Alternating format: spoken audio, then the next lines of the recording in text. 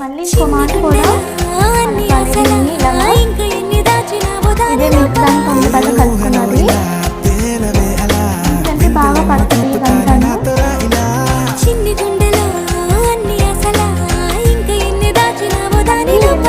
bread ఉంటుంది కదా పొడి, అందులో